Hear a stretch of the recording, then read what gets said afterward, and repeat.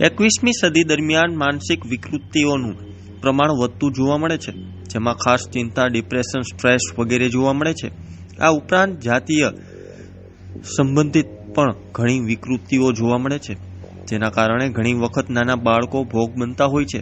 આવી ઘટનાઓ વારંવાર સામે આવે છે, જેના મૂળ રૂપે આપણે કહી શકીએ કે તે એક માનસિક વિકૃતિ છે, જેને મનોવિજ્ઞાનમાં પીડિયોફિલિયા વિકૃતિ તરીકે ઓળખવામાં આવે છે.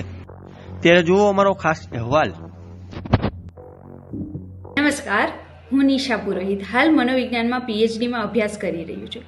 તાજેતરમાં આપણે ન્યૂઝમાં કે આજુબાજુના લોકો સાથે વાર્તાલાપ દરમિયાન સાંભળતા હોઈએ છીએ કે નાના બાળકો સાથે દુષ્ક્રિયા થાય છે, દુર્વ્યવહાર થાય છે. એનું કારણ શું છે? તો મનોવિજ્ઞાનમાં આને પીડોફિલિયા વિકૃતિ તરીકે ઓળખવામાં આવે છે. શું છે આ પીડોફિલિયા વિકૃતિ? પીડોફિલિયા વિકૃતિ કે જેમાં વ્યક્તિ 16 વર્ષથી નાની ઉંમરના બાળક પ્રત્યે જાતીય આકર્ષણ અનુભવે છે અને આવો જાતીય આકર્ષણ એ વ્યક્તિ 6 મહિનાથી વધુ સમયગાળા દરમિયાન અનુભવે છે, તો તેને આપણે પીડોફિલિયા વિકૃતિ તરીકે નિદાન કરી શકીએ છીએ. તો પીડોફિલિયા વિકૃતિ થવાના કારણો શું છે? તો મનોવૈજ્ઞાનિક કારણોમાં જોઈએ તો ઘણી વખત જે તે વ્યક્તિ જે પીડિત છે પીડોફિલિયા વિકૃતિ, તેના બાળપણના અનુભવો આના માટે જવાબદાર હોઈ શકે છે. આ ઉપરાંત જોઈએ તો વ્યક્તિના પોતાના અંગત જીવનના જાતીય અસંતોષ પણ કારણરૂપ બને છે. આ ઉપરાંત હોર્મોન્સના અસમાનતાનું કારણ પણ બની રહે છે.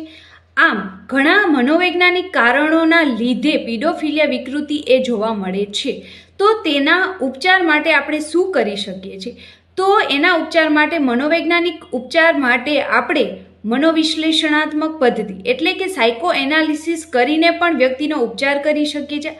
આ ઉપરાંત કોગ્નિટિવ બિહેવિયર થેરાપી દ્વારા પણ વ્યક્તિમાં જે તે વિચારો આવે છે તેના વિશે એનાલિસિસ કરીને પણ આ વિકૃતિનો ઉપચાર કરી શકીએ છીએ. આ ઉપરાંત ઇમ્પ્ટી ચેર થેરાપી દ્વારા પણ આમાં આપણે ઉપચાર કરી શકીએ છીએ. પીડોફિલિયા વિકૃતિ વિશે આપણે જાગૃત બનીએ, જાણીએ તથા તેના નિદાન અને ઉપચાર વિશે જાણીએ તો તેનાથી જે સમાજ બાળકો પ્રત્યે દુષ્ક્રિયા થાય છે, દુષ્વર્તન થાય છે, તેમાંથી આપણે બાળકોને બચાવી શકીએ છીએ.